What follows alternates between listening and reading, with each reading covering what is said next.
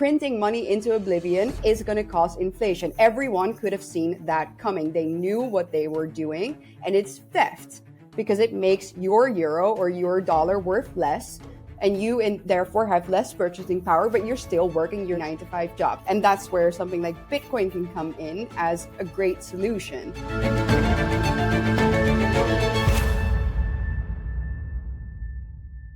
I am very excited about today's guest.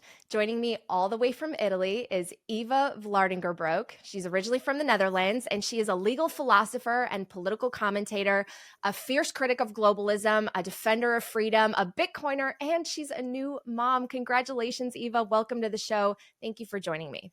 Thank you. What a nice introduction. Yeah. Hearing that from someone else, like, oh, she's a mom now, is really cool in like the lineup of things that you said. This is my first interview actually after having given birth. And funnily enough, this interview that we're doing now was scheduled, if I remember correctly, on the day that I ended up giving birth. That's right. So yeah, I'm really, really glad to be here now and not to be in the hospital. Although, of course, that was the best day of my life. But being here now with you, out of the hospital, 2 months postpartum, is really, really nice. So I'm happy to talk to you today. Well, I'm so grateful to be your first interview. And I would love to begin with just your origin story in your own words. You have this really fascinating background and career. So can you just share more about your upbringing and the journey that brought you to where you are? Sure. Yeah. So like you said, I'm Dutch. I grew up in the Netherlands in a really warm family. I have a great relationship with my parents and my younger brother. And, I grew up, I wouldn't say that I grew up in an overly political home or anything. It was just, my parents always encouraged me to ask questions. That was basically the way that I was raised. It was like, don't listen to everyone and anyone. Ask questions. Why are you saying that? Why is your opinion like that? And especially when it comes from an authority. My parents said, you always have to be respectful towards people in authority. Respect your teachers, respect your elderly, respect, the government as well. But ask questions. Why are certain things the way that they are? And then when you feel like something is fundamentally wrong, ask questions again and voice your opinions. And this is basically what I was raised with this type of mindset. And it's something that I follow throughout my life, and to the dismay of some of my teachers already in like middle school and things. But it didn't quite start my political involvement till I was out of high school and at university, and things started to really, really hit me in the sense that things like freedom of thought in academia really wasn't the way that I had expected it to be. You would think, at university that's the place where all the free thinkers come and where the open debates are held. And in fact, I found that my teachers and my professors there even treated me worse and graded me worse than other students for having opinions that were deemed far right by them. And those were opinions that I thought being raised by my parents were just normal Christian conservative views, maybe slightly right wing, but I hadn't even given that a great amount of thought in a political sense, really. And that's where I started to realize like, oh, maybe I am right wing. And what is this? And if I have these opinions, I should be able to defend them and I should be able to voice them here. And it really lit a fire in me. So it was at university that I started to get into a lot of trouble with my professors, but also the first time that I started to seek out the media myself and say, okay, I need to speak out about what is happening in universities in the Netherlands. And then from there, it all kind of started to roll, and there was basically no way back ever since. It was just, okay, you've chosen that path now. And I found out really quickly that if I wanted to have any sort of shot at, I don't know, becoming a lawyer, for example, at a big law firm in the Netherlands, because I was in law school, that I had to either bow down to the liberal leftist ideology that was present in those institutions, in those companies and at university, and say, oh, excuse me, sorry, I was totally wrong, please forgive me. Or that if I went on like this, the doors would be shut and they would stay shut forever. And I chose the latter path, and I thought, okay, I'll find my way. And I guess I did. So 10 years ago, I would have never known who in my friend group or my colleagues at work were left wing versus right wing. And then all of a sudden, I feel like in the last decade, the last two election cycles for sure, it became very apparent. You're either on one team or the other. How do you think we got so polarized?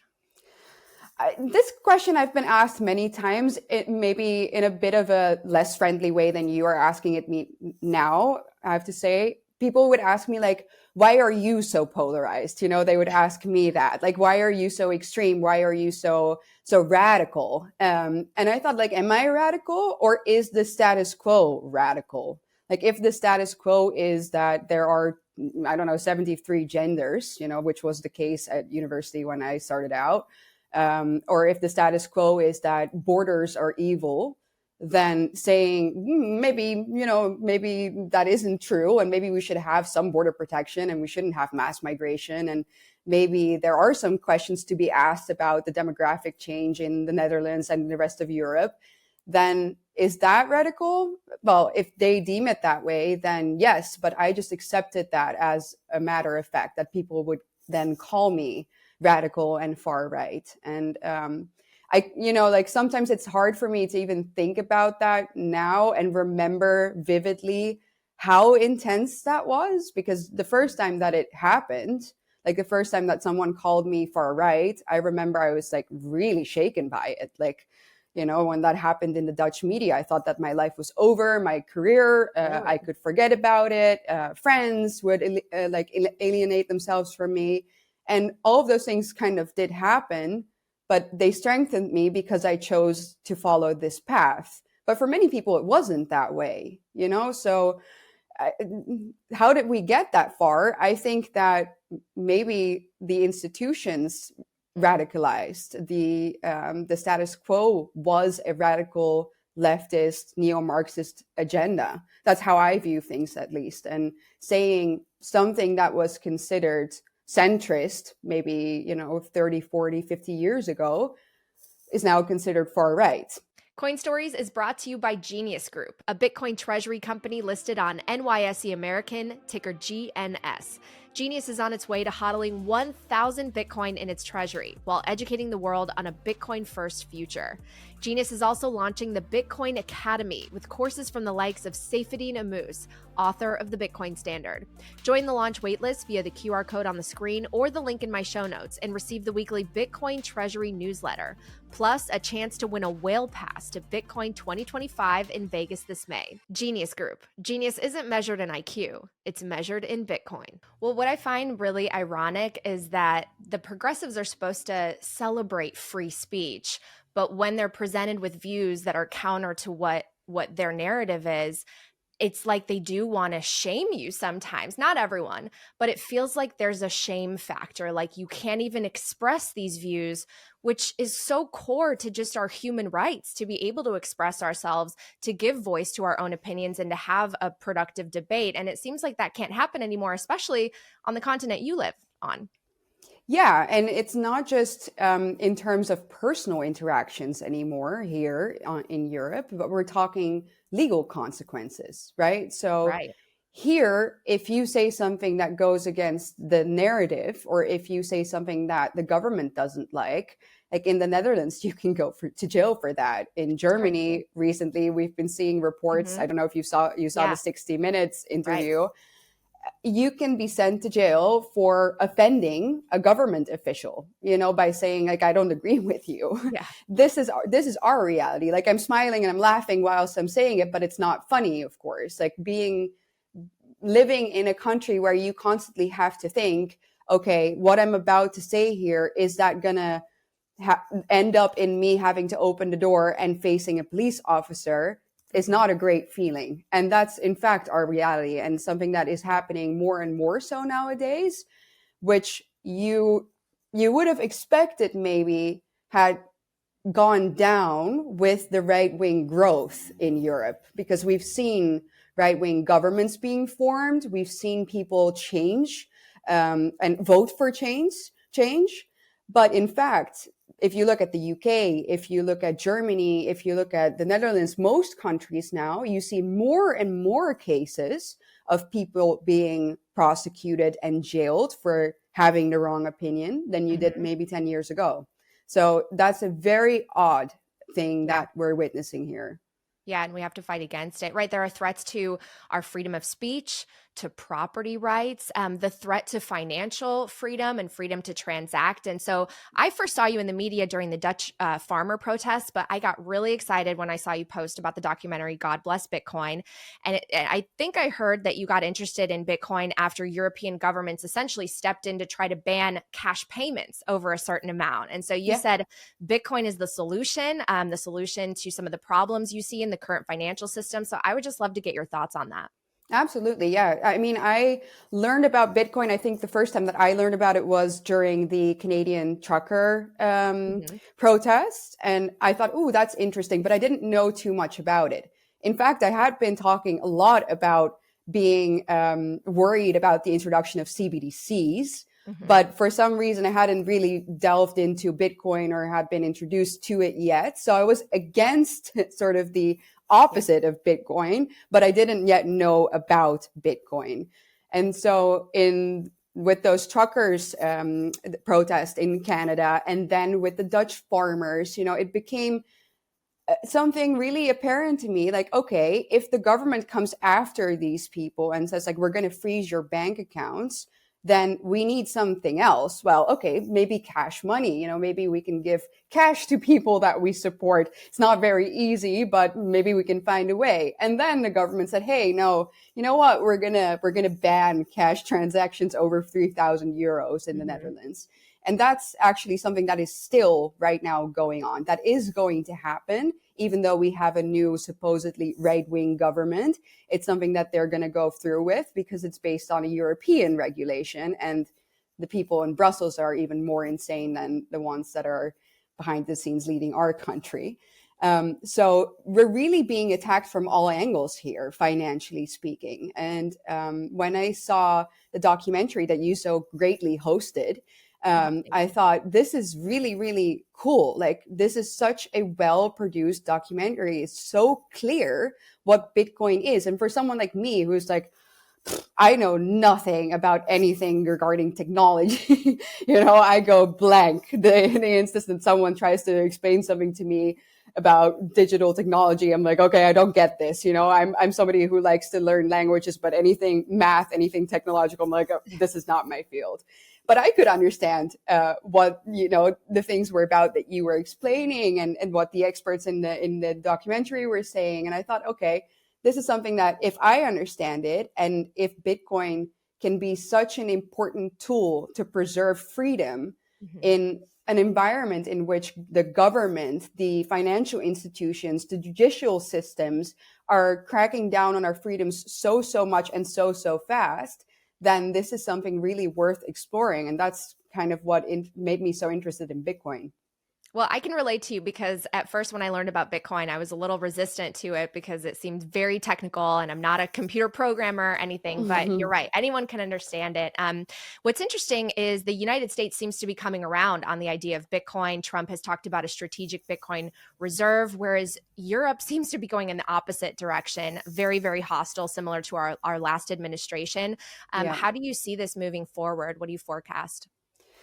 In Europe or in America? Well, you could share both, but I'm assuming that in Europe, you're not as bullish on Bitcoin adoption. No, I think that that's the point. I mean, the whole question is, where is Europe heading? Because it seems to be the fact that with Bitcoin, but also with other subjects, wherever America is going right now, Europe is deciding to take the other direction. And I think that this is a terrible decision on Europe's part, but it's not one that surprises me with the European institutions in place right now and with the people who are leading it in place right now. So in Europe, I mean, I think that they are going to, well, they already are right now trying to regulate Bitcoin. They're going to continue that. And with the European Parliament and its makeup right now, I think that those regulations will probably pass. What they exactly will look like, can't say for sure right now as of yet, but the whole idea of regulating Bitcoin is contrary to its very essence, right? The reason why we like and love Bitcoin is because it's decentralized. And the European Union is a centralized entity. It's literally a supranational organization that takes away our sovereignty on a national level and tries to take away our personal sovereignty and financial sovereignty as well. Like I said, banning cash money and cash payments over 3,000 euros is a European regulation, not just a Dutch one. So that gives you an idea of what these people are like and what they want to do. They want to have more and more control over your lives. And the best way to do that is to be able to control what you can and cannot spend your money on. Like if that happens, I think I said that in a video once, it's more or less over in terms of freedom. So I think that they're going to try and double down on that. The question is, though, are the European people, like are people in the respective European countries going to put up with it? Are they going to stand up? Are they going to protest? Are they going to say, you know what, we actually want to follow the direction of the United States. We want we don't have a president in the Netherlands, but we want government leaders that are not hostile, but actually friendly towards the concept of Bitcoin. It would be interesting to see. But as long as the European Union is there, imposing these laws that actually have supremacy over our own national laws, there's not that much that you can actually do. And that's really, really difficult for us in every regard, not just Bitcoin. Yeah, no, it's very true. I'm actually surprised that the euro has survived as long as it has. Me too. Did you catch JD Vance's speech in Europe? Absolutely. Yeah, it was marvelous. I was like, oh, thank God somebody is saying the things that he's saying to their faces. Yeah, I wanted to get your thoughts because, again, it's one of those situations where if you watch one type of media, you hear total praise. It was the best speech ever. You flip to the other media and it's like, that was fascism. So what's your take? Well, I'm on the part of this was great and it was very necessary. And the fact that there are media outlets saying that it's fascism actually proves his point, right? Because the man went there and he said to their faces, look, the threat is not external. You guys are the problem. You guys are the problem when it comes to freedom. You guys are the problem when it comes to the security threat in Europe. You need to close your borders. You need to let your people say what they want to say. That was essentially sort of what he said, if I summarize it in two sentences. And what did they do? The man who, the chairman of the organization, the next day started crying on stage. I mean, those are our leaders. It's pathetic, but it's scary because they're not just pathetic, which would be sad, but they're powerful people as well. So we have pathetic, powerful, warmongering, freedom-hating, censorship-loving people in power who want to take away not just our private rights, but like even our nation states. They really want Europe to become a United States of Europe, and that's not what we are, and it's not what we've been. And we want to preserve our own national identities and our own freedom. And I think that JD Vance, that having an American come, someone like him in such a high position of power and speak truth to power, to European power, was extraordinarily powerful. And I really, really wonder, I'm really curious to see which direction Europe is going to take now. Because, having a good relationship with America is quite important, you think, right? So they can step all over us, which they've been doing for the past decade because they don't care about their own citizens. But do you really want to get in trouble with the most powerful country in the world? Don't know. You made me think of an important question. I didn't fully appreciate this actually until I studied Bitcoin, and that is the threat of collectivism over the individual and individual rights. Mm-hmm. And even today, when I talk about that sometimes, it does sound great to think about prioritizing the public good, but you can sacrifice individual freedom, which is core, which is so important.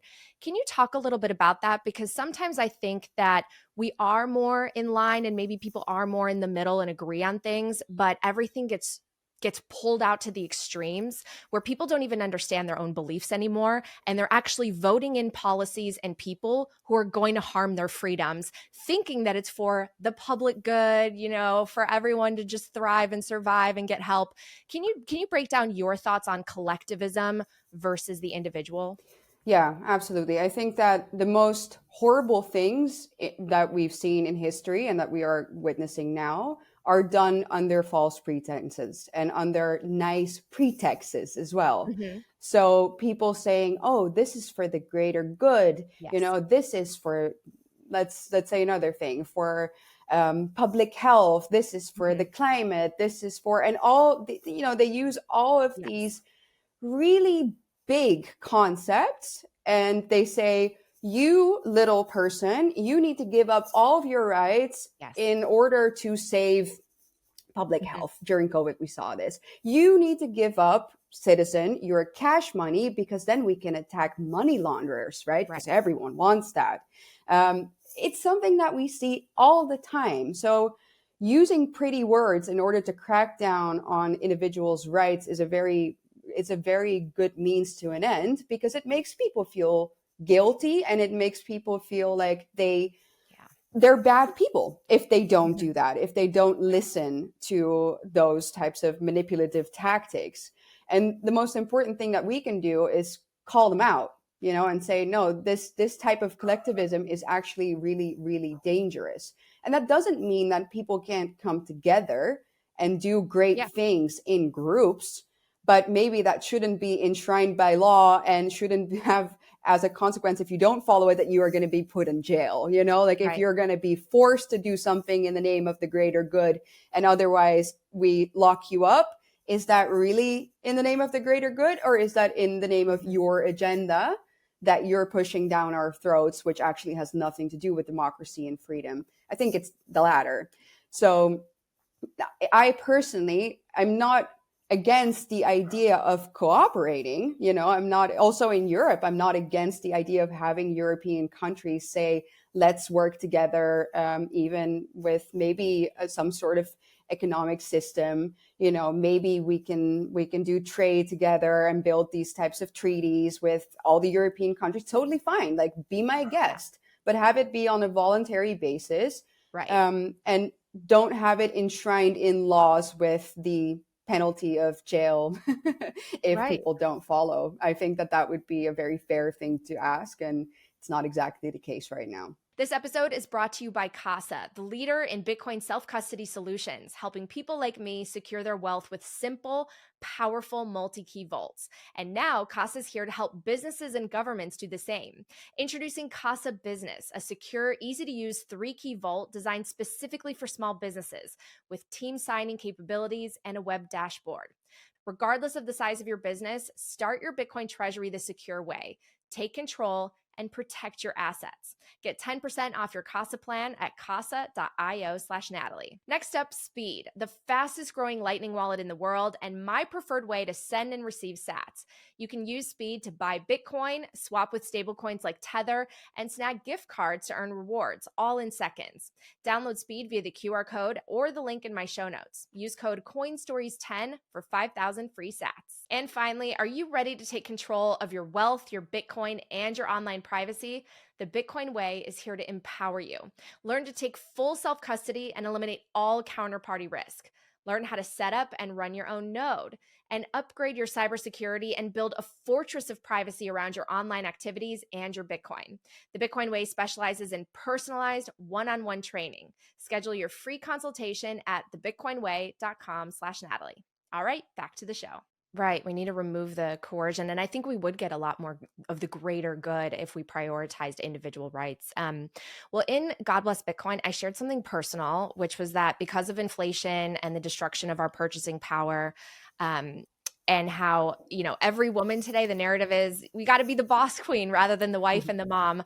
So I put off having a family and settling down, and I felt like I couldn't afford it and I wasn't at that level of my career. And I think a lot of young people today are doing that and feel like they can't afford to have a family. You recently got married, you're a new mom. So can you talk about how something like Bitcoin and economic empowerment in general is so important so that young people aren't so afraid of maybe having families, and why it's so important that we do have families? Yeah, of course. So that's brave of you to share that information, because it's something that I think a lot of people struggle with and they're afraid to talk about it, you know? So that's, I mean, good for you for connecting those two and speaking the truth about it, because you're not the only one. Um, of course, you know, I had the same discussion with my husband, and we also have, I mean, we right now we live in a 40 square meter apartment with our baby, but it's doable, you know, you just make it work. Um, what I think is that we need to separate the two subjects. Like, we need to have people separate the two subjects. Yes, inflation is ridiculously high. Yes, you have a right to be extremely upset about that, because it's the result of conscious decisions made by our government, made by our leaders. Right? Printing money into oblivion is going to cause inflation. Everyone could have seen that coming. They knew what they were doing, and it's theft, because it makes your euro or your dollar worth less, and you and therefore have less purchasing power, but you're still working your shitty 9 to 5 job, excuse me, for my French, but that's the reality. So you're allowed to be really upset about that and have that discussion and say something needs to change there. And that's where something like Bitcoin can come in as a great solution. The other part, are you therefore going to say, okay, well, I'm being treated horribly by these people. As a result of it, I'm going to let them control my life, and I'm not going to take the steps that I need to, or that the world needs, in fact, to flourish, which is to start families and to have children and to really live life to the fullest in that sense, because that's how I feel about it now that I have a baby and now that I have my husband. I mean, you know, I'm not going to be the one to tell you that it's 100% sunshine and rainbows. Of course, it's hard, but it's the most fulfilling and beautiful thing. And I would say, if you can, absolutely do it. And when I say if you can, I don't mean if you have your mortgage paid, if you have your house in order, if you have your car and all of these things. No, like, having a child will make you more responsible than anything else. I can guarantee you that, you know, and then you can build these things, and your baby won't remember, you know, if you drove a cool car or not. So I think that separating those two in the minds of young people and saying, like, you know, stimulating them and saying, like, encouraging them and saying, this is something you don't want to miss out on. And I know that you just got married, didn't you? So congratulations, you Yes, did thank it. you. Thank um, you. is something that we should all strive for. Like, go out, go find someone that you want to do this with, and don't let the bastards get to you. And by the way, I would live in as tiny of a place in Italy as I could, because Italy is my favorite. But you know, this also goes to the idea of just like family and gender roles. You talk a lot about feminism, and I think you've said it's like a powerful form of cognitive dissonance. I think a lot of people do struggle with that, because it's like, okay, we saw the traditional roles of the woman was traditionally in the homemaker, taking care of the children, serving the husband. And now we flipped to the other extreme, where that's almost that's a position of weakness, and you got to be the girl boss, right? You've got to achieve and break the glass ceiling. And Mm-hmm. you kind of have both. You have a powerful career, and you're very well known, Thank you. and then you also are now prioritizing your family. How do people balance these things, and how should people look at these roles? Yeah, I'm really glad you asked me that question, actually, because about the state, like the quote that you just gave your audience, what I said about feminism. I said that in the context specifically of the Dutch feminists and the European liberal feminists that I encountered in university, that were constantly talking about protecting women's rights against the evil patriarchy. And so to not have children, you know, to basically cut your hair short, dye it purple, and, you know, have your armpit hair grow. And that was the top of empowerment.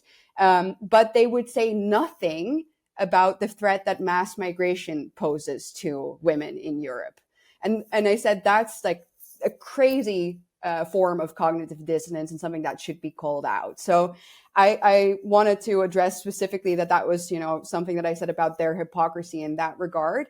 when it comes to balancing a career and being a mom, I think I'm maybe a bit more nuanced on that, because you're right. Like, I am doing both. Of course, now my son is 2 months old, so I've taken a bit of a break, because it's not that easy to manage both. Being a mom is hard, you know, it's a full-time job, especially in the beginning, I suppose, when you're when you're breastfeeding and all these things. Like, I'm at full and total service of my little baby right now.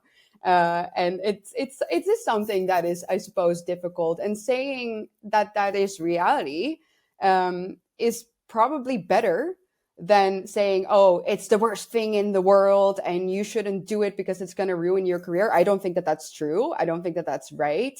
Yeah. But the other part of saying being a stay-at-home mom is ridiculous, it's outdated, it's you're going to feel like a slave, you're going to feel terrible, might also not be true, because in fact it isn't, you know. So again, I think speaking the actual truth about the realities of life, and that you can balance things, but that maybe you have to make adjustments. You know, you're not going to have best of both worlds always if you choose to have a career and to have a baby, and you're going to have to find a new balance, which I'm still personally also trying to figure out. But you can do that if you have a loving partner, if you have a loving husband, and someone who supports you and who supports your vision and your drive. Then go for it, you know, try. Yeah. And that's something I'm still personally also, you know, trying to sort of solidify and see how that goes. But I thankfully have that husband and I have that beautiful little baby. So I'm sure we'll figure it out all together. I'm sure you will. You know, all of this does go back to freedom for me. It's like, if we had the ability to save for the future in a way that was a little bit easier and we weren't so stressed, I think more people, more women would say, do I really want to be doing this job and, you know, breaking myself to reach a certain level to be, you know, as in the boardroom or whatever, or do I want to have a family, or do I want that career? Do I want both? Do I want a mix? And I feel like so many people are going in one direction or another purely for financial reasons. So Yeah, you're I do right. hope that changes. Not to turn the conversation dark, but I do want to ask you about some of the conflicts that we're seeing, the wars, all the division. Do you think that fixing our monetary system, something like Bitcoin, could actually defund the military industrial complex and make wars like what we're seeing in Ukraine unaffordable? Totally. I mean, I think that was one of the parts that I shared from you guys' documentary, was where Kennedy was talking about that. So having transparency, you know, about our financial system would be ideal and is necessary in order to combat that type of corruption. So money laundering, having inflation, having people in power who just, like I said, print money into oblivion and spend it on their fun little games overseas that cost lives. In your case, overseas. In our case, not so much, actually. It's very much on the continent. So it's, you know, it's a real problem that's very close to home in a sense, is crucial. So yes, absolutely. Bitcoin being the antidote to that. Like, you can't do that. Obviously, Bitcoin's resistant to inflation, so you can't print more of it. And that is something that we need, as long as we don't have leaders in power. And maybe we can never trust people in power with that type of responsibility of not just printing the print or pushing the print button. So yeah, I think you're touching on an extremely important point there, because the military industrial complex is, of course, one that benefits extremely from this practice. And it's an injustice to the taxpayer. It's an injustice to the people who lay down their lives as a result of these wars that are being funded and are being prolonged, even though they could be stopped. And I really, really hope that President Donald Trump is going to be a force for the positive in that sense. And I think he will. Yeah, I would love for them to audit all those payments that Yeah. that have gone to finance these wars. It's so frustrating that there have been no consequences, no accountability for Yeah. so long. I mean, do you think that DOGE will make an impact and will have more transparency? And I mean, because we're paying so much in taxes, you guys are paying even more in taxes, and it's like, what is this going to? The worst days for me of the year are when I have to file my tax reports. Yeah. It's like you look at those numbers and you're like, how is this possible? Like, I am I working for nothing, essentially, like to fund people who are spending my money on things Mhm. that I absolutely don't agree with. Right. I mean, it feels like an absolute violation. I mean, it is a violation. So having transparency, like what is DOGE is doing, is crucial, because then at least people will have some sort of clue of where their money goes. Because now the confusion is so large, because there's so much money being spent Mhm. on so many things, and they of course purposefully keep it vague. They purposefully divide it into little funds here and there, that you can maybe look up the name, but you don't understand really what Yeah. it's for. You don't understand who's behind. Nobody's got time for that, because they're too busy working that 9 to 5 to pay for it. That's a circle that needs to be broken, and something like DOGE is doing a great job at that, and we don't have anything similar over here. So transparency is the first step to breaking that system down, because people, I think, once they really realize how much money is going around in these organizations, in these places, in these subversive agendas, then that could start a revolt. Like, I'm not kidding. I think that would be something that people wouldn't, I hope at least, that people wouldn't put up with. um Obviously in a peaceful way, which I mean, but I have to say also, because otherwise maybe some of them will take this out of context, and a police officer will show up at my door, as I explained Mhm. earlier. um but that's our reality. And I don't know how you feel about that, but I recently had a thought about these types of numbers. Like, you read things like, Yeah. billions and billions of euros that go, for example, from Germany, the Netherlands, Mhm. and all of these net payers to the European budget. Mhm. And I said to my husband, I said, like, do we even have a concept of what that is? Like, I don't even Yeah. know. I can't picture that. I can't Right. picture what that amount of money is, or what you can Yeah. do with that, and yet it's being spent and we're paying for it. Right. It all kind of sounds the same to so many people now. Billions, trillions, it really doesn't matter. I wish people would think about the fact that on January 1st, at the start of the year, depending on your tax rate, you're basically that January through April, you're basically working just to hand all of that money over to the government, essentially. Right. I mean, that's how bad taxes are getting. And yeah, I mean, there needs to just be more transparency. Who knew you could start like a coloring book in a foreign country and get millions of dollars from the government? Um, It's ridiculous. It's criminal. It's criminal. so what let's talk about some solutions. Again, like, we're so divided, right? People are going to watch this. Some people won't watch this at all because they just disagree with you and they think that you're spewing something that is so anti whatever they believe in. How do we get people together, come together to solve things, to defend freedom of speech, defend our financial freedom? What do we do? Okay, I'm going to probably give an answer here that maybe some of your viewers, or maybe even you, won't like. I feel like I'm past that point of really trying to bring people to see my side of the story. If Mm. at first instance they're going to be like, no, you're a fascist, it's not my job. It's not my job to get them to think that I'm not a fascist. It's my job to give my opinion, and I give my opinion, and I do it whilst I still can. And if there are people who think that I shouldn't have the right to have this opinion, then I'm done talking to you. Mm.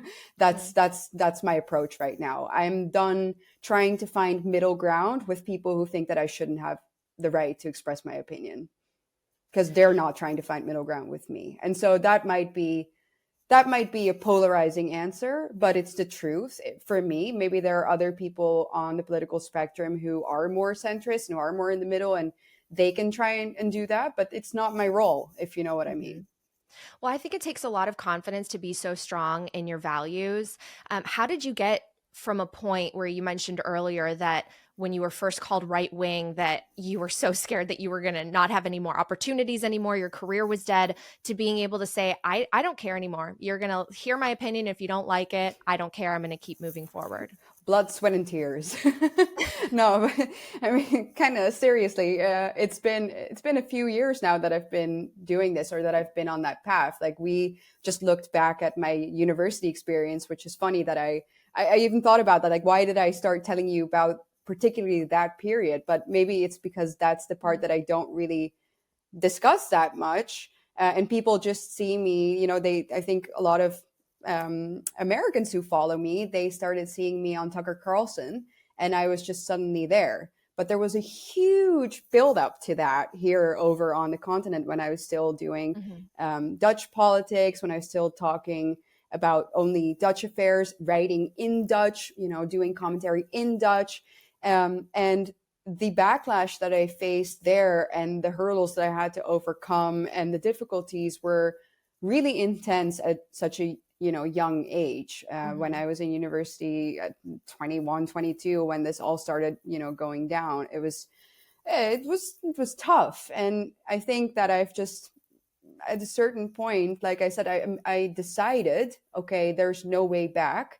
I also don't want to go back, because I think that this is too important. And I think that even though I'm under attack a lot, and a lot of people say that I'm wrong, that this is the right thing, and you have a moral duty to stand up for what you believe in, that, that's what I've done. And I've grown thick skin, and I've lost the friends who couldn't accept that, and I kept the friends who did, and they're still with me today, and my family is still with me today. And now I have a husband who loves and supports me, and a baby that obviously doesn't understand yet, but he's with me. And I feel like I'm okay.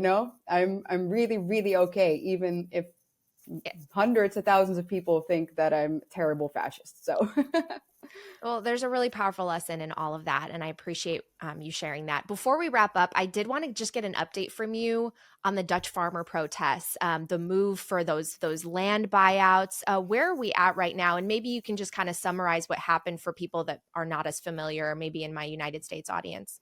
Absolutely. So to summarize, a few years ago, the Dutch government, the then Dutch government, now the current government is different, came after the Dutch farmers and said, okay, you have to basically give up 50% of your cattle in order to adhere to climate standards. That was the idea, because cows emit too much nitrogen. So they said that we have a nitrogen crisis.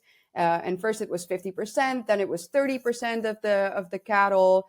But essentially what it would mean is that it would destroy farming in the Netherlands, because you can't just say to a farmer, like, hey, give up 30% of all your cows and, expect to survive. But it's for the public good, Eva.